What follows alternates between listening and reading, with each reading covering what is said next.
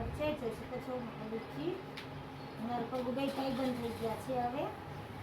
બહુ જ બે ભાઈબંધ થઈ ગયા છે નાના નાના ભાઈબંધ થઈ ગયા છે નાના